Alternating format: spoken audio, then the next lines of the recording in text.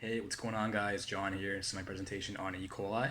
E. coli is a bacteria. It stands for Escherichia coli. E. coli is in the shape of a cylinder. It's about 2 micrometers long. It normally lives in the intestines of healthy people and animals. It can also be found in certain foods.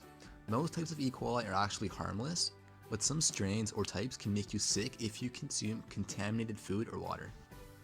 E. coli infections are usually caused by consuming contaminated food or water. Or by coming into direct contact with a person or animal who has been infected.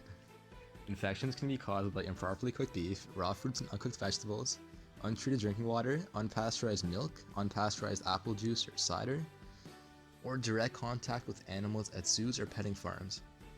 Food can become infected with E. coli when animals are slaughtered and processed, when cross-contamination due to unsanitary food handling occurs, or when someone who already has E. coli touches your food. So on this slide, we have a picture of what looks like a person about to eat a piece of uncooked beef, which obviously is not a good idea because cooking that beef would mean killing the bacteria inside of it.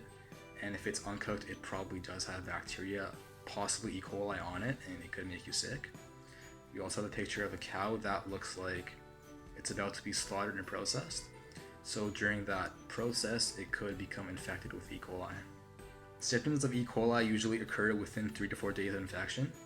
They can last anywhere from 1 to 10 days. They include diarrhea, vomiting, and stomach cramps.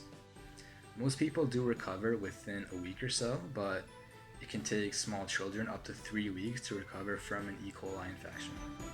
And there we have a picture of a guy who's taking a dump. Hopefully it's not too wet or too dry because that can be painful too.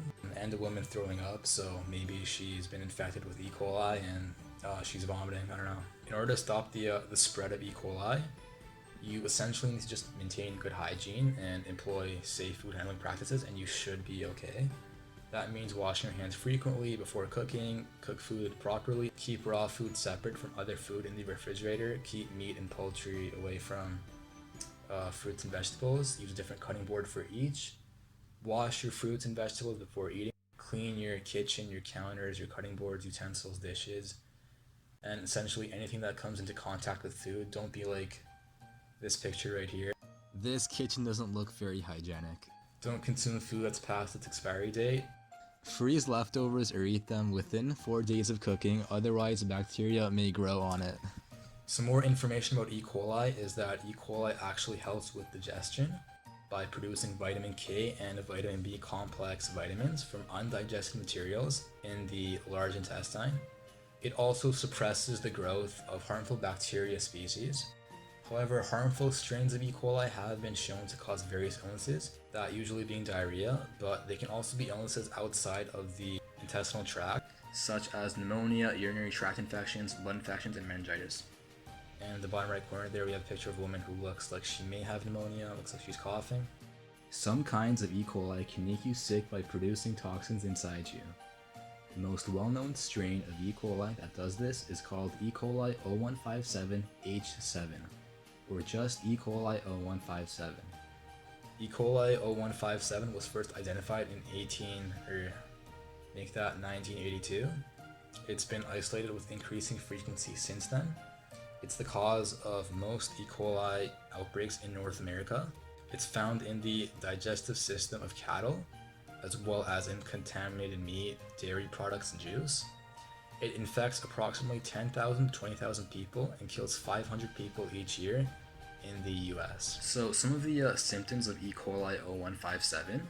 Symptoms usually start within a week after infection. They begin with severe abdominal cramps. A few hours after these cramps, you get watery diarrhea, which is never a good thing. This causes dehydration in your body. It makes the infected person feel sick and tired. This can last for about a day before the watery diarrhea changes to red, bloody stools.